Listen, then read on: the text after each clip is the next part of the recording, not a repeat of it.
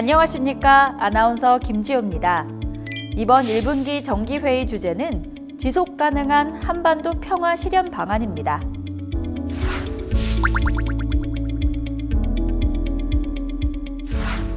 인도의 독립운동가 마하트마 간디는 평화로 가는 길은 없다. 평화가 길이다 라고 말했습니다. 평화 그 자체가 유일한 방안이라는 뜻으로 읽힙니다. 문재인 대통령도 지난 1월 3일 신년사에서 한반도 평화의 가치와 제도와 노력을 강조했습니다. 출범 당시 일촉즉발의 전쟁 위기 상황 속에서 대화의 물꼬를 트고 평화의 길을 만들어 나갔습니다. 아직 미완의 평화이고 때로는 긴장이 조성되기도 하지만 한반도 상황은 어느 때보다 안정적으로 관리되고 있습니다. 분단 국가이고 전쟁을 겪은 우리에게 평화보다 소중한 가치는 없습니다. 평화는 번영을 위한 필수 불가결한 전제입니다. 하지만 평화는 제도화되지 않으면 흔들리기 쉽습니다.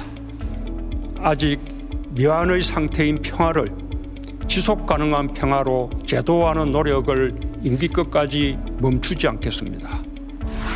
대한민국은 코로나 팬데믹의 와중에도 한류 콘텐츠를 통해 K-문화로 글로벌 트렌드를 이끌고 있습니다. 또한 UN 무역개발회의 역사상 최초로 개발도상국에서 선진국의 지위에 오름으로써 대한민국의 경제적 위상을 드높였습니다. 이제 이러한 문화적, 경제적 위상에 따른 자신감을 가지고 지속 가능한 한반도 평화를 실현시켜야 할 때입니다. 진정한 평화와 번영의 선도 국가로서 K-평화를 구현해 나가야 할 것입니다.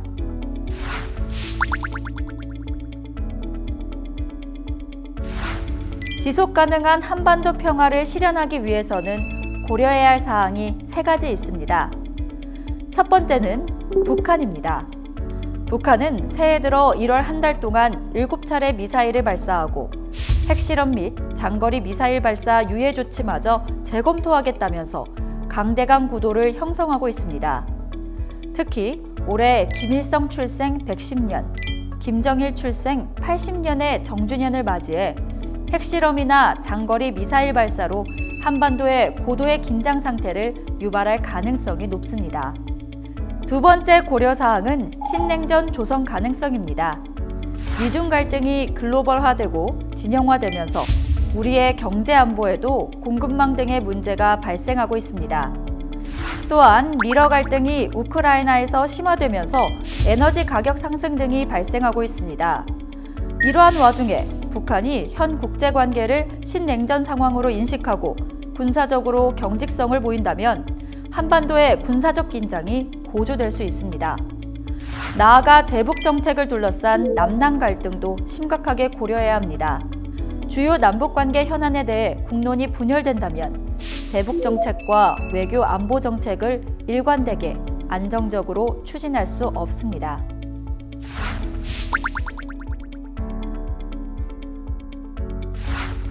올해는 7.4 남북 공동성명 50주년이 되는 해입니다. 50년 전 남북은 분단 이후 최초로 통일과 관련한 합의를 이루어 공동성명을 발표했습니다. 그러나 현재 남북 대화는 막혀 있고 남북 관계는 단절돼 있습니다.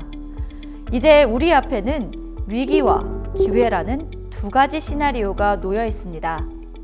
먼저 위기의 시나리오는 미중 갈등과 미러 갈등이 심화되는 가운데 북한이 정주년을 맞아 핵실험이나 장거리 미사일 발사로 한반도의 긴장 국면을 조성하는 경우입니다. 이는 신냉전과 한반도 군비 경쟁 심화로 이어질 것이며 북한에 대한 제재 강화 및 코리아 리스크로 우리 경제의 불안정성을 가중시킬 수 있습니다. 또 다른 시나리오는 현 위기를 기회로 전환하는 시나리오입니다.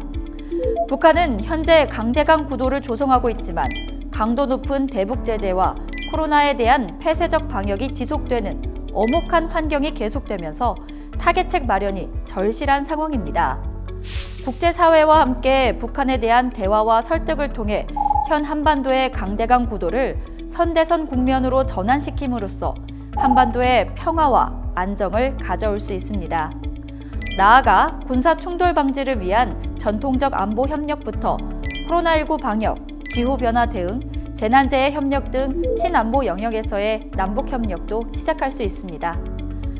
따라서 우리는 어느 때보다 기회를 포착하는 동시에 위기를 극복하는 전략을 추진해야 합니다.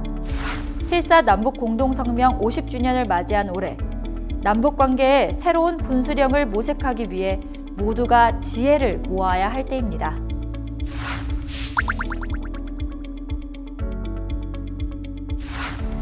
지금은 지속 가능한 한반도 평화 실현을 위해 민주평통의 역할이 그 어느 때보다 중요합니다. 70년 가까이 휴전 상태인 한국 정쟁을 끝내고 평화를 제도화하기 위한 노력을 지속적으로 전개해야 합니다.